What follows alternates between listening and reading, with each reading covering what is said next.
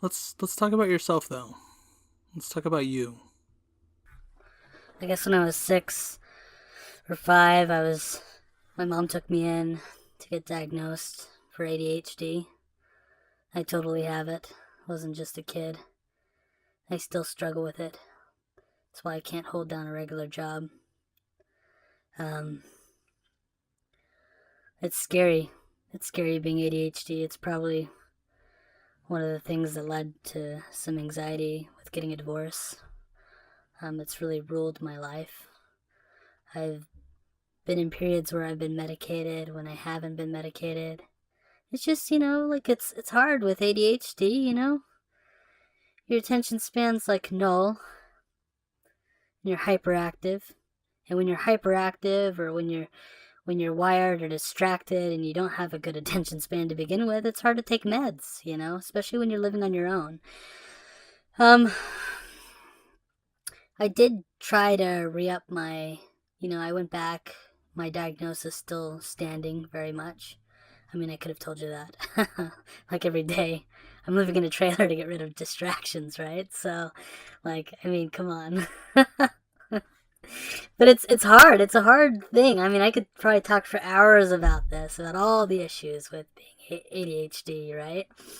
Like I love the social high, you get when you're talking with a bunch of people and it's really exciting.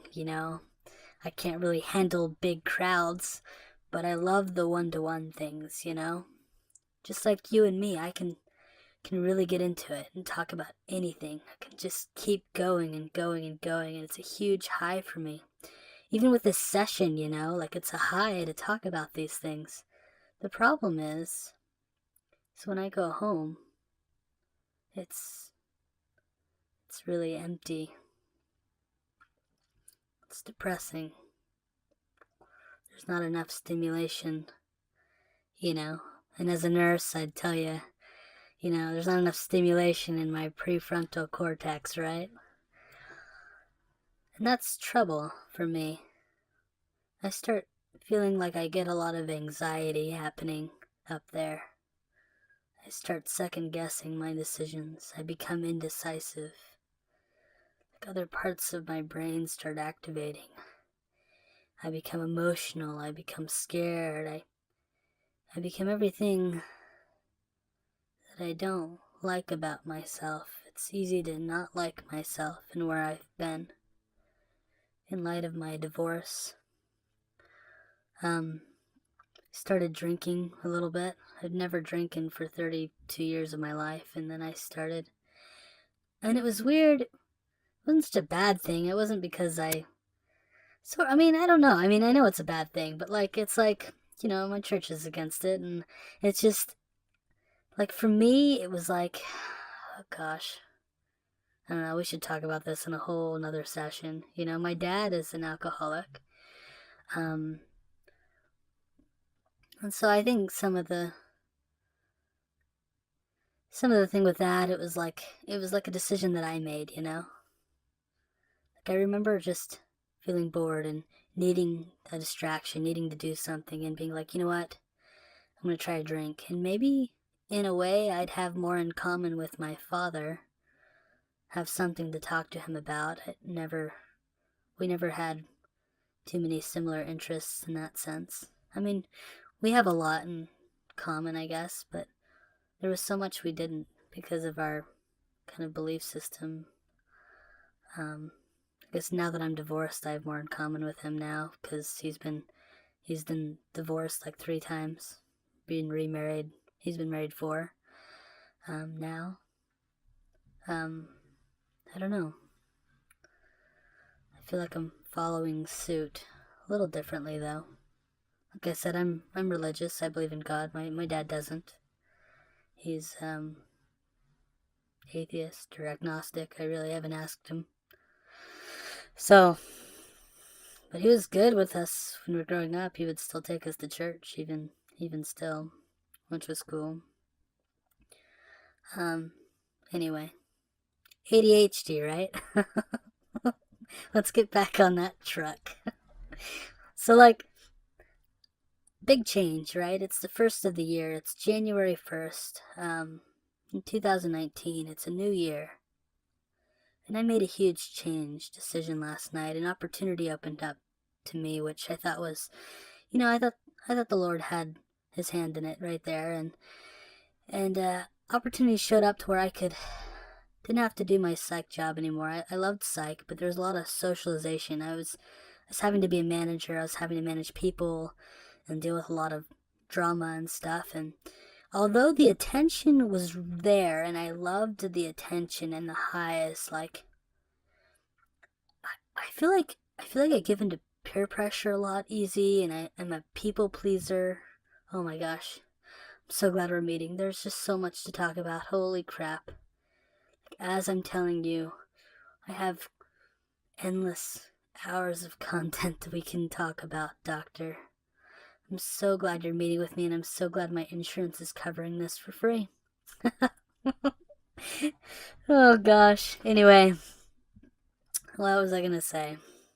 Anyway, so the change that I made was that I quit that job, and actually it's still not official, which is really funny. I kind of just didn't go in yesterday, and my other home health job picked up my hours. I Oh gosh, that's another thing. Oh my gosh, we'll talk about it some more. Just remind me. Let's talk about the hours I work. I work like 18 hours a day, 12 days out of the 2 week period. The other 2 days I'm with my boys. And I'm sure one or both of them are ADHD too, and it's a full time gig. It's hard to keep my attention going. It's exhausting, those kids. I really give props to my ex for having to deal with them on the day to day. Gosh, I can't even. I can't even. Oh. And maybe it's just my mind. Maybe that's why I don't know if I didn't snap. I didn't do anything stupid. I broke off the marriage. Well, let's talk about that in another session, please. Let's talk about me. I feel like I feel like that short attention span. Like I really think I don't know. I don't know, people go back and forth with like having a diagnosis or not having a diagnosis. And what does it matter? Well, it was nice to understand it for me. I didn't want to be ignorant to it. It's dumb to be ignorant, I think, to things. You know? I mean, nobody wants to be a statistic, right? Or be fit into a mold. I never felt it fit into quite a mold. I have ADHD, but I never, ever feel like I fit into a mold. Ever. You know?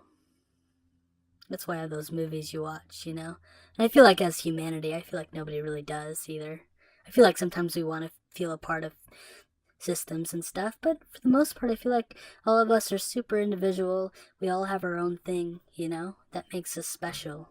We all share humanity between us, but we really have very unique gifts. I feel like everybody's given at least one gift. For me, part of being ADHD is you get a lot of them. You're not very good at most of them, and you'll probably never finish half of it, but they're there. You're so gifted because of it. I think partially, like I think studies have shown that in ADHD brain that frontal cortex is not as developed as high, so you have different parts of the brain firing. I think that's why we're so talented. I think we have a good knack for like getting into so many different things because we have so many other different parts of the brain going. I don't feel like we can focus on one thing too particularly because of the front of the brain deficits, but I feel like we get a high from dabbling in a lot. That's why we have a lot of short part-time friends through life, but we never have long-lasting friendships. I think I read somewhere that, well, yes, like nurses have a low marriage expectancy. And I wasn't even through school before I got divorced.